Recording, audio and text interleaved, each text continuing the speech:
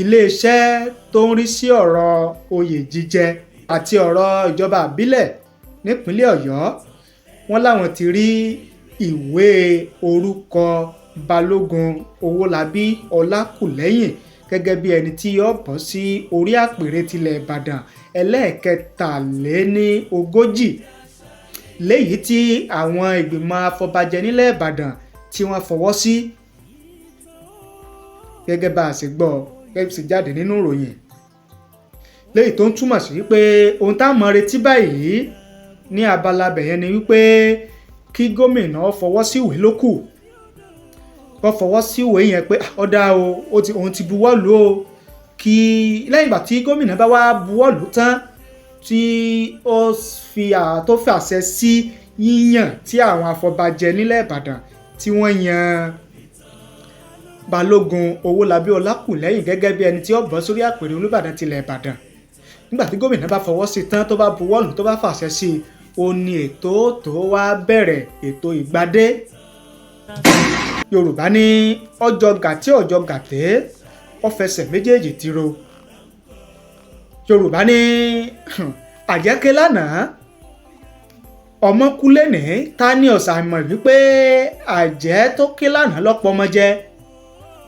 Ìgbà tí Dúpẹ Onitiri tó kéde ara rẹ̀ gẹ́gẹ́ bí olórí orílẹ̀-èdè Yorùbá nation tó ti gba òmìnira kúrò ní abẹ́ orílẹ̀-èdè Nàìjíríà tó ti ya kúrò lára orílẹ̀-èdè Nàìjíríà tó kéde ara rẹ̀ ní ọjọ́ 12 oṣù kẹrin ọdún 2024 tí ìṣẹ̀lẹ̀ ìkọlù tó wá wáyé sí iléeṣẹ́ ìjọba ìpínlẹ̀ Ọ̀yọ́ lọ́jọ́ 13 oṣù kẹrin ọdún 2024 tí a sì rí nínú àwọn nǹkan tá a bá tí wọ́n ká mọ́ àwọn ẹni ibi yẹn lọ́wọ́ tá a sì rí Yorùbá nation ń bẹ̀ bó wà la sì fẹ́ pè é bó ní ká ti pè é sí ọ̀jọ̀ra wọn sí ọ̀jọ̀ gàtẹ́ sí ọ̀fẹsẹ̀ méjèèjì tiro eléyìí ó tojú sú wa tá a bá ní parọ́ ó tojú sú wa torí pé Yorùbá nation tá a mọ̀ tẹ́lẹ̀ tá a ń gbọ́ tá à ń gbá kitiyan wọn tá à ń gbọ́ ìgbìyànjú wọn òun ni eléyìí tí olóyè Sunday Ìgbòho tí wọ́n ń darí rẹ̀ tí wọ́n jẹ́ aṣíwájú fún tí ọ̀jọ̀gbọ́n Bánjí Akíntóyè tí wọ́n jẹ́ bàbá àṣàlẹ̀ fún wọn bó lè lè tún ṣe wá jẹ́ o bó ní ti Dúpẹ Onítìrí yìí bó ló tún ṣe wá jẹ́ bó ló ṣe wọlé. Otasansan rédíò and TV. àmọ́ tó ti dé àtúntìdé lórí ètò yín ètò wa o ètò tá a pè ní oyè ọ̀rọ̀ lórí ìkànnì Otasansan rédíò TV Yorùbá ojú tẹ́ fi ń wò wá kò ní fọ́ etí tẹ́ fi ń gbọ́ wá kò ní di láṣẹ Èdùmàrè. kí la mú wá kí la tún ní kájọ fòye gbé kájọ fi làákàyè ṣe àtúpalẹ̀ rẹ̀ lórí ètò fún tèmi. a ti gbọ́ tuntun a ti rí tuntun lórí jíjẹ ọba Olúbàdàn tuntun nílẹ̀ Ìbàdàn. kí la wá gbọ́ kí la rí kí la tún mú wá tá a ní ká tún jọ fòye gbé ká tún jọ ṣe àgbéyẹ̀wò rẹ̀. a mú wá fún yín ẹ farabalẹ̀ kẹ́ ẹ mọ̀ bá wa bọ̀ lórí ètò. èyí tó sì kejì tá a tún fẹ́ gbéyẹ̀wò lórí ètò fún tòní òye ọ̀rọ̀ ó ní ìṣẹ̀lẹ̀ ìkọlù tí àwọn ẹni ibi kan àwọn láabi kan tí wọ́n pera wọn ní Yorùbá nation àwọn ikọ̀ tí wọ́n ń jàjà fún òmìnira ilẹ̀ Yorùbá àwọn igun kan tí wọ́n lọ ṣe ìkọlù sí iléeṣẹ́ ìjọba ìpínlẹ̀ Ọ̀yọ́ nílẹ̀ Ìbàdàn. kí la gbọ́ kí la tún rí kí ni tuntun tó tún ṣẹlẹ̀ àmú náà wá fún yín o lórí ètò yìí náà ni. ìdí rẹ̀ tá a fi ní kẹ́ ẹ farabalẹ̀ kẹ́ ẹ gbọ́ wa kẹ́ ẹ gbálàyé ọ̀rọ̀ wa láti bẹ̀rẹ̀ dé parí lórí ètò fún tèmi torí pé ìtọ́ yẹ ká jọ gbọ́ ìtọ́ yẹ ká jọ wò ìtọ́ yẹ ká jọ fi òye gbé òun náà ni àmúwá lórí ètò fún tèmi à ń padà bọ̀. Ó ta social media àtúntìdé o níbikíbi nígbàkúgbà iṣẹ́ wa ó kárí ayé. Otasansan Media ilé-iṣẹ́ tí Èdùmàrè gbé kalẹ̀ fún gbogbo ẹni ó fẹ́ ṣe ayẹyẹ bíi wedding, birthday, funeral, coronation, anniversary, concert, product launch àti bẹ́ẹ̀ bẹ́ẹ̀ lọ. Àwọn irinṣẹ́ wa kọjá bẹ́ẹ̀. Professional camera wa mú sánsán, lightning wa mọ́lẹ̀ kedere, sound wa já tòròtò, drone camera wa wúni lórí, editing wa ò lẹ́gbẹ́, finishing wa kọjá bẹ́ẹ̀. Bẹ́ẹ̀ làwọn òṣìṣẹ́ wa kọ́ṣẹ́mọṣẹ́ pẹ̀lú ìrírí bá a ṣe gbé kámẹ́rà ya áńgù lóríṣiríṣi. Kódà bẹ́ẹ̀ fẹ́ ṣe documentary ẹ pè wá kábàáyé gbé kalẹ̀ lára ọ̀tọ̀ pẹ̀lú owó tí ò gún pa. Àtúnbáni ṣe MC lóde ayẹyẹ gbogbo.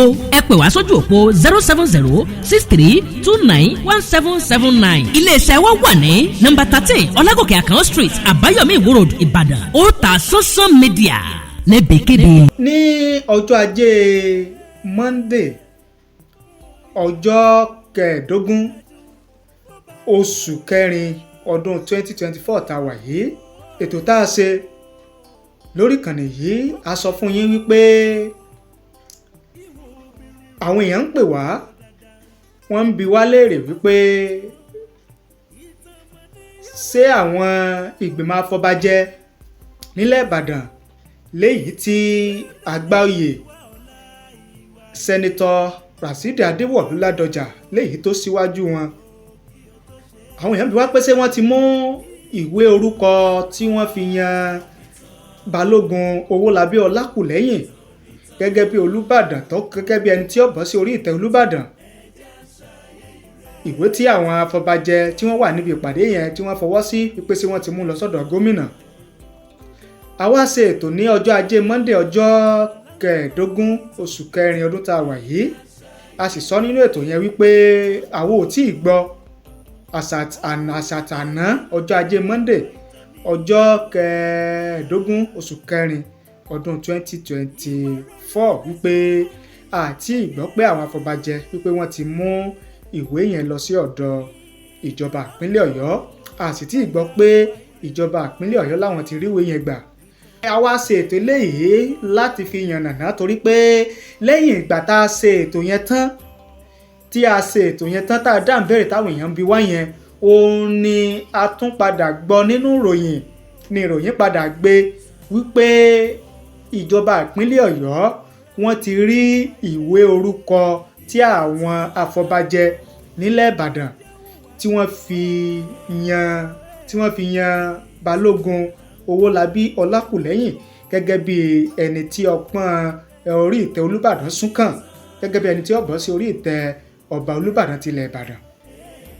Lẹ́yìn ìgbà tá a ṣètò wáyé tán ní ọjọ́ ajé Monday ọjọ́ kẹẹ̀ẹ́dógún yẹn oṣù kẹrin ọdún 2024 yìí, òun ni ìròyìn yẹn tún padà jáde. Àwa sọ fún yín lọ́wọ́lọ́wọ́ báyìí wípé ìjọba ìpínlẹ̀ Ọ̀yọ́, iléeṣẹ́ tó ń rí sí ọ̀rọ̀ oyè jíjẹ àti ọ̀rọ̀ ìjọba ìbílẹ̀ nípínlẹ̀ Ọ̀yọ́, wọ́n láwọn ti rí ìwé orúkọ Balógun Olakuleyin gẹ́gẹ́ bí ẹni tí yóò bọ́ sí orí àpèrè tilẹ̀ Ìbàdàn ẹlẹ́ẹ̀kẹtàléníogójì léyìí tí àwọn ìgbìmọ̀ afọbajẹ nílẹ̀ Ìbàdàn tí wọ́n fọwọ́ sí, gẹ́gẹ́ bá a ṣe gbọ́ gẹ́gẹ́ sì jáde nínú ìròyìn ó nìyẹn. Léyìí tó ń túmọ̀ sí wípé ohun tá a mọ̀ retí báyìí ní abala bẹ̀yẹn ni wípé kí gómìnà fọwọ́ sí ìwé ló kù, kó fọwọ́ sí ìwé yẹn pé ọ̀dà òun ti buwọ́ lù ó, kí lẹ́yìn ìgbà tí gómìnà bá wá buwọ́ lù tán tí ó fi àṣẹ sí yíyàn tí àwọn afọbajẹ nílẹ̀ Ìbàdàn tí wọ́n yan Balógun Olakuleyin gẹ́gẹ́ bí ẹni tí ó bọ́ sórí àpèrè Olúbàdàn tilẹ̀ Ìbàdàn. Nígbà tí gómìnà bá fọwọ́ sí tán tó bá buwọ́ lù tó bá fàṣẹ sí i, ó ní ètò tó wá bẹ̀rẹ̀, ètò ìgbadé, ayẹyẹ láti gbadé gẹ́gẹ́ bí ọba Olúbàdàn tilẹ̀ Ìbàdàn òní yóò tó bẹ̀rẹ̀. Ṣùgbọ́n lọ́wọ́lọ́wọ́ báyìí a ní láti ṣe sùúrù, láti mú sùúrù ká máa retí dìgbà tí gómìnà ìpínlẹ̀ Ọ̀yọ́ ẹnjìníà Abíọ́dún Olúwaṣèyí Mákindé tí yóò buwọ́lu ìwé yẹn tí ìròyìn tí yóò sì sọ wípé òun ti buwọ́ lù kò ṣeé yọ́ ṣe kò ṣeé yọ́ ṣe rárá. Gbogbo ìgbà tó bá wù kó jẹ́, gbogbo ọjọ́ tó bá wù kó jẹ́, àsìkò tó bá wù kó jẹ́, ìròyìn ó gbé, dandan ni kí ìròyìn ó gbé tí gbogbo àná ó sì gbọ́. A sì tún padà wá sórí ìkànnì yìí láti wá fi tó yín létí, láti wá jẹ́ pé kẹ́ ẹ mọ ibi tí nǹkan bá tún dé dúró lórí ọ̀rọ̀ jíjẹ ọba Olúbàdàn tilẹ̀ Ìbàdàn. Ìyẹn báyẹn. Ẹ wá jẹ́ ká lọ sí ọ̀rọ̀ ìkọlù tó wáyé sí iléeṣẹ́ ìjọba ìpínlẹ̀ Ọ̀yọ́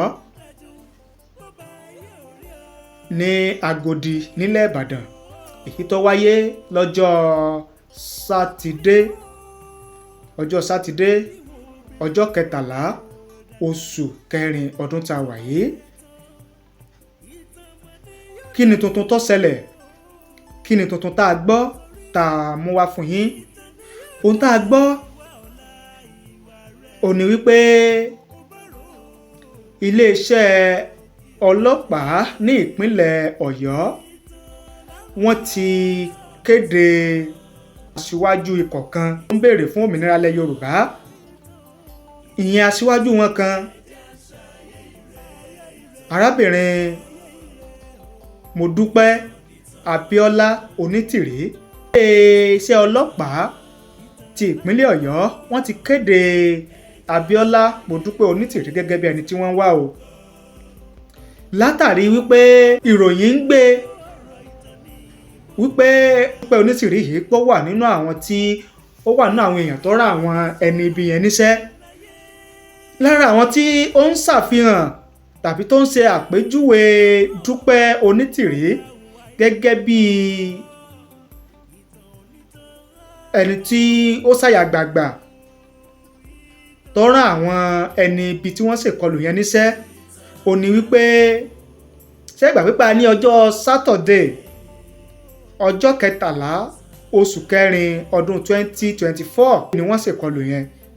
Ṣùgbọ́n ní ọjọ́ Friday ọjọ́ 12 oṣù kẹrin ọdún 2024 yìí ó ní arábìnrin Dúpẹ Onitiri yìí ń ló ṣe fídíò kan jáde níbi tó ti ń kéde wípé Yorùbá ti gba òmìnira kúò lórílẹ̀‐èdè Nàìjíríà, pé Yorùbá ti dá wà láti máa ṣèjọba, tó sì ń kéde ara rẹ̀ gẹ́gẹ́ bí olórí ní orílẹ̀‐èdè Yorùbá nation.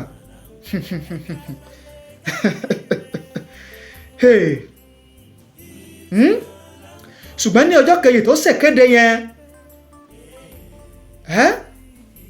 ó ní ìkọlù wá wáyé. Ó ní àwọn díẹ̀ nínú àwọn ọmọ rẹ̀ tó rán níṣẹ́, ó ní wọ́n wá ṣe ìkọlù sí iléeṣẹ́ ìjọba ìpínlẹ̀ Ọ̀yọ́ lágòdì nílẹ̀ Ìbàdàn.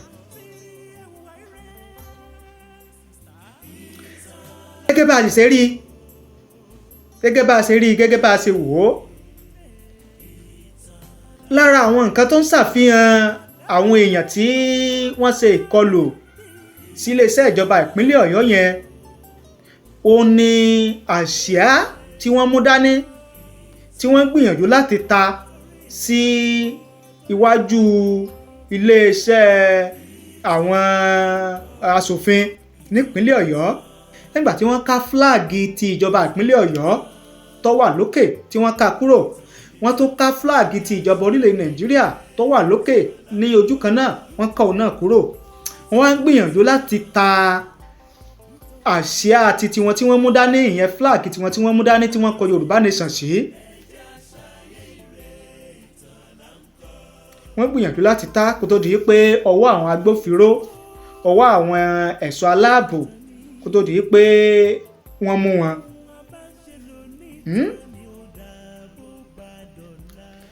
Yorùbá ní ọjọ́ gàtí ọjọ́ gàtẹ́ ó fẹsẹ̀ méjèèjì tiro. Yorùbá ní àjẹ́ké lánàá ọmọ kú lénìí, ta ní ọ̀sà mọ̀ wípé àjẹ́ tó ké lánàá lọ́pọ̀ ọmọ jẹ. ìgbà tí Dúpẹ́ Onitiri tó kéde ara rẹ̀ gẹ́gẹ́ bí olórí orílẹ̀-èdè Yorùbá Nation tó ti gba òmìnira kúrò ní abẹ́ orílẹ̀-èdè Nàìjíríà, tó ti ya kúrò lára orílẹ̀-èdè Nàìjíríà, tó kéde ara rẹ̀ ní ọjọ́ 12 oṣù kẹrin ọdún 2024 tí ìṣẹ̀lẹ̀ ìkọlù tó wá wáyé sí iléeṣẹ́ ìjọba ìpínlẹ̀ Ọ̀yọ́ lọ́jọ́ 13 oṣù kẹrin ọdún 2024 tí a sì rí nínú àwọn nǹkan tá a bá tí wọ́n ká mọ́ àwọn ẹni ibi yẹn lọ́wọ́, tá a sì rí Yorùbá Nation bẹ́ẹ̀. Bó wà la sì fẹ́ pè é, bó ní ká ti pè é sí ọ̀jọ̀ra wọn, sí ọ̀jọ̀ gàtẹ́, sí ọ̀fẹsẹ̀ méjèèjì tíró. Ọ̀rọ̀ rẹ o ẹ̀yin ọ̀jọ̀gbọ́n, ọ̀rọ̀ rẹ o ẹ̀yin onímọ̀. Iléeṣẹ́ ọlọ́pàá ìpínlẹ̀ Ọ̀yọ́ lẹ́yìn tí wọ́n ti gbọ́rọ̀ lẹ́nu àwọn tí wọ́n kó nínú àwọn tí wọ́n ṣèkọlù yẹn, tí wọ́n ti fọ̀rọ̀ wá wọn lẹ́nu wò, tí wọ́n ti gbọ́rọ̀ lẹ́nu wọn ní ọjọ́ ajé Monday ọjọ́ 15 oṣù kẹrin ọdún 2024 òun ni iléeṣẹ́ ọlọ́pàá ìpínlẹ̀ Ọ̀yọ́ wá kéde Dúpẹ́ Onitiri gẹ́gẹ́ bí ẹni tí wọ́n wá, tí wọ́n sì ní gbogbo ẹni tó bá mọ ibi Dúpẹ́ Onitiri wà kí wọ́n fi tó iléeṣẹ́ ọlọ́pàá létí àti àwọn agbófinró míì tó bá wà nítòsí, tí wọ́n ní níta ń sọ ní pé gbogbo ọ̀nà ó ní àwọn tí ń wá ni àwọn gbà láti rí wípé àwọn ọwọ́ tó Dúpẹ́ Onitiri yẹn. Ṣùgbọ́n gẹ́gẹ́ báwa ṣe ń gbọ́, a gbọ́ pé Dúpẹ́ Onitiri yìí gan, a gbọ́ wípé Dúpẹ́ Onitiri yìí gan kò sí lórílẹ̀‐èdè Nàìjíríà pé kò sí lórílẹ̀‐èdè Nàìjíríà, pé orílẹ̀‐èdè míì ńlọ́wà ló ti ń ṣe gbogbo tí ń ṣe yẹn, ló ti ń pàṣẹ tí ń pa yẹn, ló ti ń sọ gbogbo tí ń sọ yẹn, ló ti ṣe fídíò tẹ́tẹ́ wò yẹn. Ṣe rí i pé eléyìí lágbára, ṣe rí i pé ó lágbára.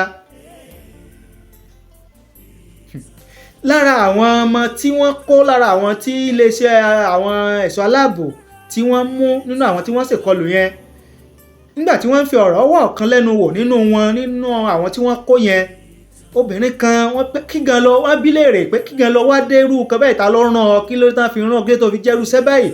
Ó ní tóun fi jẹ́rú sẹ́ báyìí nígbà tí wọ́n pe ohun tí wọ́n fi lọ ni wípé ohun tí wọ́n sọ fóun ni wípé tóun bá lè ṣe iṣẹ́ tí àwọn fẹ́ gbé táwọn rán òun yìí, tóun bá ṣe láṣeyè, tóun bá ṣe láṣeyege, tóun lọ tóun bọ̀ tóun sì rí ṣe wípé pé àwọn ó fún un níṣẹ́, pé àwọn ó fún un níṣẹ́, pé tó sì jẹ́ kó wọ́n gbà á ni wípé àìrí kan ṣe kan, pé òun jáde léèwé, òun kàwé, òun jáde léèwé, òun kò sọ́nà àbáyọ, kò síṣẹ́ kò sí kan, pé òun ló jẹ́ kó wọ́n gbarú ọ́fà yẹn, ló jẹ́ kó wọ́n jẹ́rú iṣẹ́ bẹ́ẹ̀. Àwọn míì náà ṣàlàyé, ìkánkàn tí ẹnì kan ṣàlàyé wípé òun ò kábàámọ̀ o, wípé òun jẹ́rú iṣẹ́ bẹ́ẹ̀, wípé òun ti mọ̀ irú iṣẹ́ tán fẹ́ ràn òun sì ti mọ àléébù tó wà ń bẹ̀, òun sì mọ àǹfààní tó wà ń bẹ̀ tóun bá ṣe láṣeyè kówó tó jẹ́rú iṣẹ́ bẹ́ẹ̀, wípé ẹ̀rọ ọba báyà àwọn ọ̀já pójú òsì tiun, pé òun mọ iṣẹ́ tán ràn kóun tó jẹ. Ṣe rí pé yẹn tún lágbára, ṣe rí pé yẹn tún le. Ẹ wò ó, ká má lọ wò ná, ká má pọ̀ lọ́rọ̀.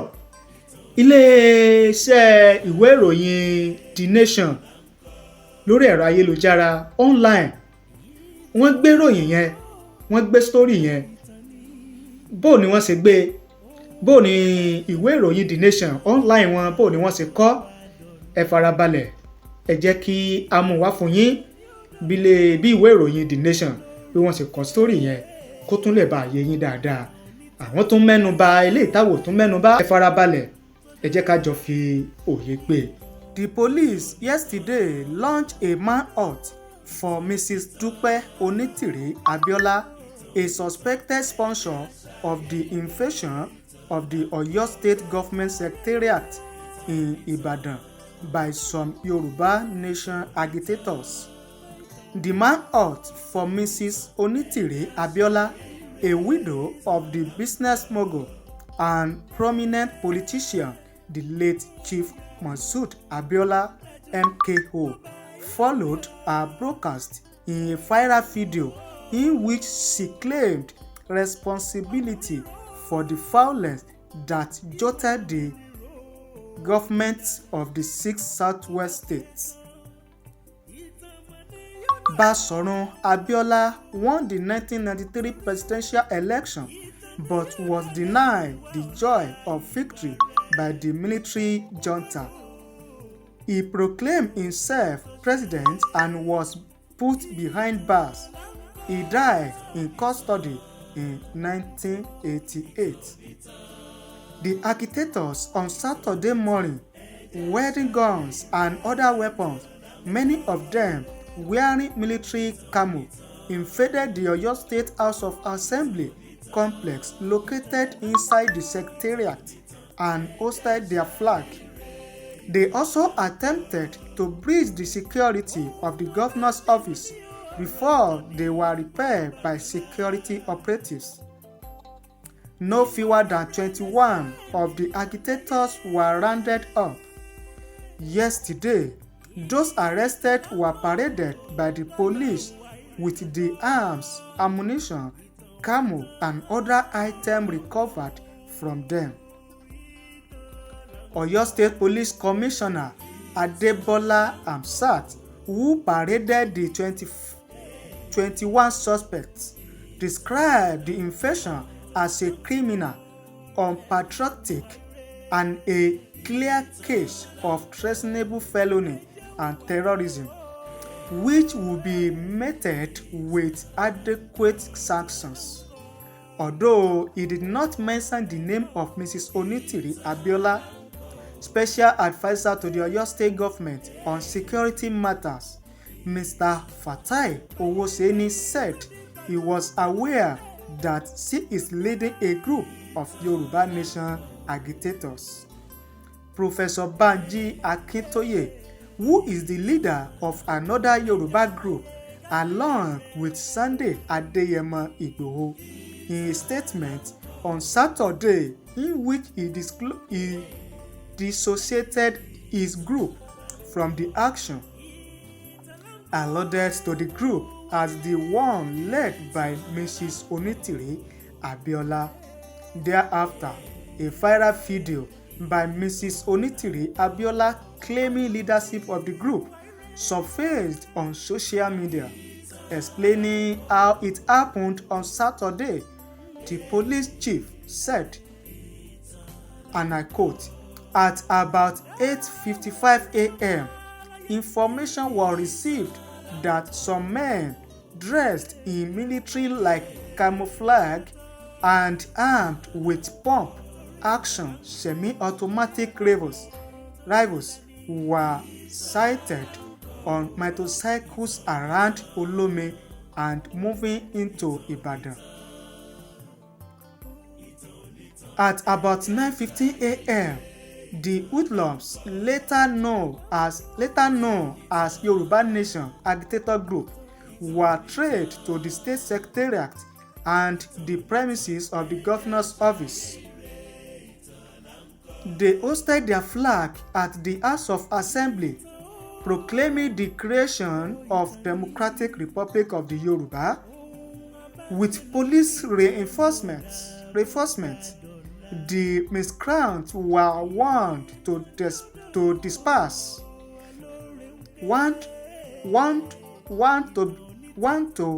With police reinforcements, the miscreants were warned to disperse. The agitators turned violence and opened fire on the police and a detachment of Amotekun corps present. The commissioner said the police responded and were joined by operatives of the other security agencies who suppressed the treason. He also said that 5 pump-action semi-automatic rifles, 2 wooden double-barrel guns, and other exhibits were recovered from the agitators. Also recovered were 2 jackets, 30 pieces of torchlight, 49 bells, 5 horse whips, 7 pieces of walkie-talkies and accessories, 4 generators, 72 pair of camouflage uniforms, and 405 live cartridge. He said the continued existence of Nigeria as a sovereign, indivisible entity is a task that must be accomplished. He said the continued existence of Nigeria as a sovereign, indivisible entity is a task that must be accomplished, adding that the labor of our heroes past shall never be in vain. He said Oyo State Police Command will be unrelenting in ensuring the unity of the country. Amsat said, and I quote, "As a parent, I enjoin other parents, guardians, and leaders in every sphere of political, religious, and socio-economic influence to prevail on their children, ward, and followers against being used by unpatriotic individuals to promote anarchy in the state and by extension the nation." Oyo State is home to many responsible, hospitable, and extremely intelligent individuals who pride themselves with creativity, hard work, and resourcefulness. Under my watch, it will not be reduced to a playground for the criminally minded and obviously misguided individuals or groups who intend to make their livelihood from distorting the relative tranquility enjoyed by the good people of the state. The commissioner said the arrested suspects have been listing the name of their sponsors, adding that the police had visited some locations within Oyo State where some incriminating items were recovered. Amsat recalled that a member of the Amotekun Corps were injured during the invasion, and one of the agitators who resisted arrest got injured in a gun duel with the police. He clarified that police were not aware of any deaths during the incidents. "We have no regrets," say agitators. Some of the suspected agitators remained defiant yesterday. They told reporters that they had no regret for invading the secretariat. They said their action was treasonable, adding that they followed the due process. One of the agitators, Alabi Ogundeji, a 55-year-old lecturer at Federal College of Education, Special Spet Oyo, said what he did was lawful under the law. He said, and I quote, "I am part of the agitation and I can't deny it. Yoruba as an indigenous nation is a nation on its own. We have so many nations in Nigeria and Yoruba is one of them. Odua nation leaders have taken every step and action that needed to be taken. We have embarked on a referendum which was the 500 petitions signed by all Yoruba, and this served as a referendum. Our leadership went to all Yoruba-speaking states to serve official letters written by our leaders, and we were given our own copy. After that was the proclamation. After that, declaration, occupation, and notification to the world that Yoruba is an indigenous nation. We were at the secretariat to celebrate and rejoice because of the new nation that was born. It is not a new thing that Yoruba is a nation and we want to stand on our own. We have been together with Nigeria for over 100 years. Another suspect, 29-year-old phone repairer, Ademola Adeniyi, said he did not regret his actions. He said, and I quote, "We all know that nothing is working in Nigeria and things are hard for everyone except those in government. We were at the secretariat waiting for our leader to come and address us. We believe our leader knows much about the law, so we are not afraid to join when we were called upon. Our leader told us that all challenges Yoruba are facing shall be addressed if we achieve our aim. Òun náà ni ẹ ti gbọ́ tá a mú wá fún yín. Ẹ ti gbọ́ láyé ọ̀rọ̀ wa láti bẹ̀rẹ̀ ètò yìí. Ẹ ti gbóhun tá a mú wá. Ẹ ti gbọ́ bá a ṣe ṣàtúpalẹ̀ rẹ̀. Àwa fẹ́ kẹ́yìn ọ̀jọ̀gbọ́n, ẹ̀yin onímọ̀, ẹ̀yin olóye, ẹ̀yin onílàákàyè tẹ́ ń wò wá tẹ̀dẹ̀ ń gbọ́ wá káàkiri àgbáláyé. Ẹ jẹ́ ká jọ fòye gbé. Ẹ jẹ́ ká jọ fi làákàyè gbé yẹ̀wò. Kí lè ro tiyín? Kí ni ìwòye tiyín bí iléeṣẹ́ ọlọ́pàá ìpínlẹ̀ Ọ̀yọ́ bí wọ́n ṣe kéde arábìnrin Abíọ́lá Dúpẹ Onitiri gẹ́gẹ́ bí ẹni tí wọ́n ń wá tí wọ́n sì ní gbogbo bí làwọn tí ń wá Dúpẹ Onitiri báyìí. Tá a sì gbọ́ pé Dúpẹ Onitiri kò sí lórílẹ̀‐èdè Nàìjíríà lọ́wọ́lọ́wọ́ báyìí. Ẹ gbọ́ àti pé kí gan ni ẹ̀yin gan lérò pé ó lè jẹ́ bí motive àbí kí ni ẹ lérò wípé ó lè jẹ́ bí èròǹgbà àníyàn arábìnrin yìí gan Dúpẹ Onitiri tó fi ń gbèrú gbésẹ̀ báyìí, àti wípé kí ni àjọṣepọ̀, ìbáṣepọ̀, àjọṣe, àjọsọ tó wà láàrin ikọ̀ Yorùbá Nation tí Dúpẹ Onitiri tó ń darí rẹ̀ àti ìbáṣepọ̀, ìrẹ́pọ̀, àjọjẹ, àjọsọ, àjọrò tó wà tàbí yàtọ̀ tó wà láàrin Dúpẹ Onitiri, Yorùbá Nation Dúpẹ Onitiri àti Yorùbá Nation tí olóyè Sunday Igboho tó ń darí rẹ̀. Ẹ̀yin ọlọ́gbọ́n, ẹ̀yin onímọ̀ tẹ́ ẹ tún nímọ̀ nípa ìṣẹ̀lẹ̀ yìí, ẹ jẹ́ ká mọ̀, ẹ là wá lóye, ẹ bùn wá gbọ́. Ẹ jẹ́ ká mọ̀ nísàlẹ̀ fídíò yìí láàyè comment. Ẹ jẹ́ àjọ gbé yẹ̀wò, ẹ jẹ́ àjọ sọ torí pé eléyìí ó tojú sú wa tá a bá ní parọ́.